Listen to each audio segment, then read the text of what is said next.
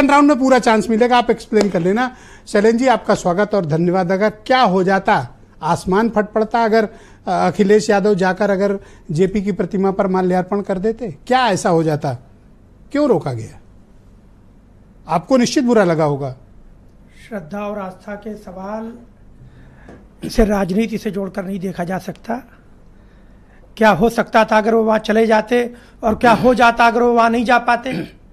क्या वो उन्हें बलिया के सिताब दिए जा रहे थे, जहां जाने से उनको रोक दिया गया? अगर प्रशासन है, प्रशासन ये कह रहा है कि यहाँ पर जाना उचित नहीं है, तो बहुत अच्छी बात है, लेकिन इसके लिए इतना वितंडा खड़ा कर देना कि हम वहीं पर जाकर करेंगे। लोकनायक जयप्रकाश नारायण जी ने आज़ादी से पहले और आज़ादी के बाद सर्वोदय आंदोलन से लेकर के संपूर्ण क्रांति के आंदोलन का नारा उन्होंने दिया। महापुरुष को श्रद्धांजलि अर्पित करना, महापुरुषों को उसकी जन्म जयंती पर, पुण्यतिथि पर उनकी पुण्य स्मृति, उनका स्मरण करना, यह तो हमारी गौरवशाली परंपरा का हिस्सा है। लेकिन वो सिद्धांत अपने व्यवहार में भी दिखना चाहिए।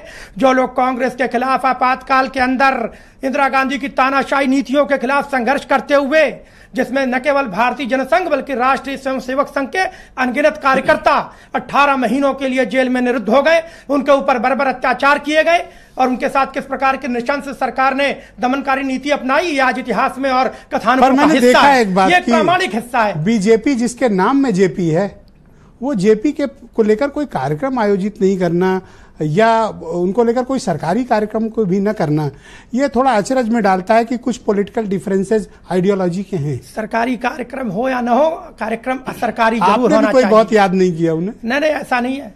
लोकनायक जयप्रकाश नारायण हम लोगों के प्रेरणा स्रोत हैं। उनको याद करने के लिए सड़क पर ला करके कोई ढिढोरा पीटने की आवश्यकता नहीं है। उनको याद करना और उनको अपने व्यक्तित्व को चरितार्थ करना, ये अपने कार्यान्वयन और अपने कार्य व्यवहार में दिखना चाहिए। आपको क्या लगा? आज जो लोग कांग्रेस के खिलाफ हमारे साथ संघर्ष कर रहे थे 75 में, आज वो लोग तो उनके बगल में रहे, इसलिए वो कह नहीं सकते। क्या आपको लगता है कि ये लोग पॉलिटिकल माइलेज ले लेते?